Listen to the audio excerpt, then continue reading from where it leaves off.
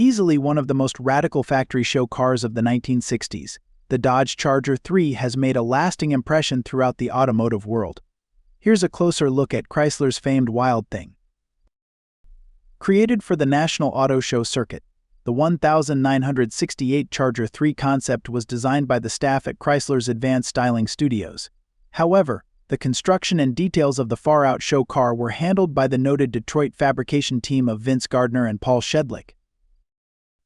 An automotive prodigy, Gardner was barely out of his teens when he helped Gordon Burig craft the original clay model for the Cord 810, while his own designs included the Ford Vega sports car and the Studebaker Gardner Special. The Charger I was one of many projects Gardner and Shedlik tackled as Sub-Rosa Motor City specialty contractors. The two-man team personally crafted the fiberglass body shell for the Chrysler show car, which was 74 inches wide, only 42 inches tall, and rode on a 100-inch wheelbase.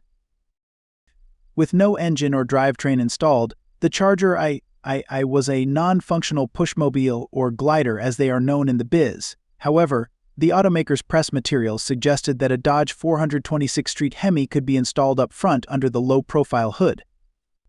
The power required to operate the Charger I's numerous display functions, including the clamshell-style cockpit canopy, was actually provided by a 120-volt electrical cord that plugged into an onboard inverter.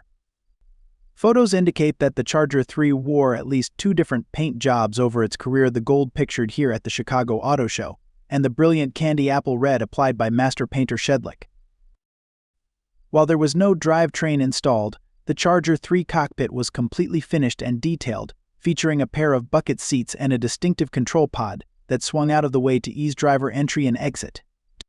Instruments and other hardware were borrowed from the 1968 Charger production car, which gave an air of reality to the far-out idea car, as Chrysler called the project at the time. The modern term concept was not yet in vogue. This black and white photo montage above from an original Chrysler brochure highlights some of the Charger 3 innovative gadgets.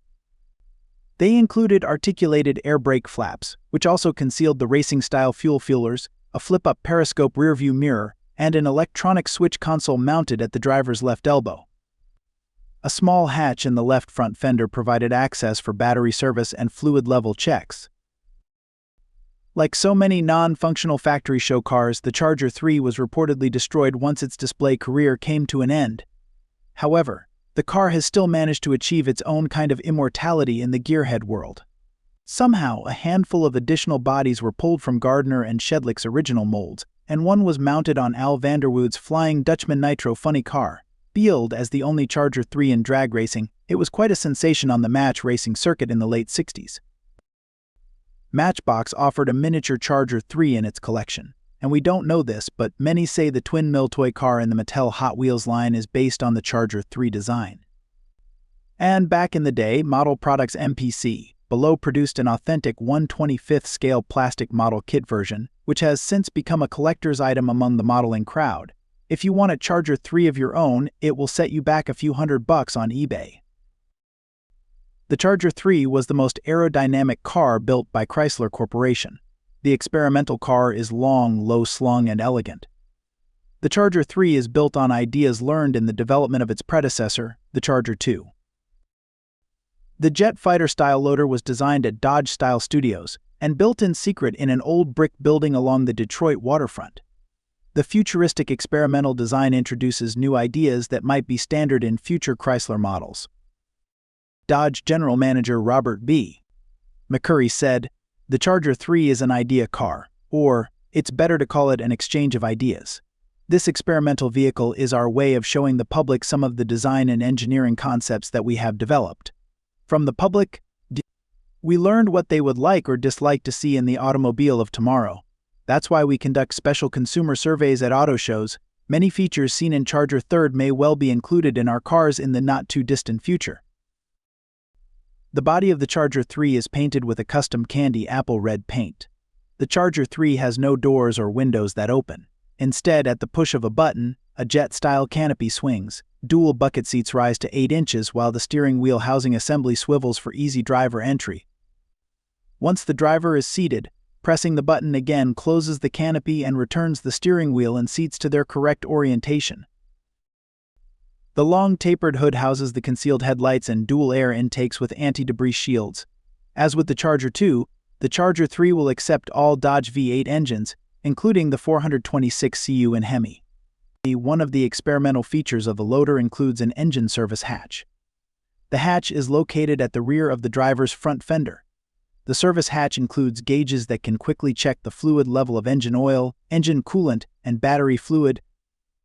Gauges replace traditional gauges and facilitate quick maintenance checks. The hatch also houses the vehicle's electrical fuses. The rear of the Charger houses the experimental braking system. 3 air brake flaps are synchronized with the loader's regular braking system and act as an additional airfoil brake. Locked under the brake flaps are 2 quick-fill reservoir caps. The rear trim panel houses the full-width tail light system and 2 rectangular tailpipes. The interior of the Charger 3 is inspired by space craftsmanship. The astronaut-style bucket seats have integrated headrests and quick-release seat belts. The full-length center console houses the automatic transmission selector lever, parking brake lever, passenger assist handle, and onboard chemical fire extinguisher.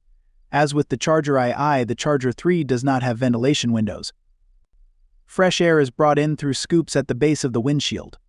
Fresh air circulates inside and is exhausted through the rear air vents.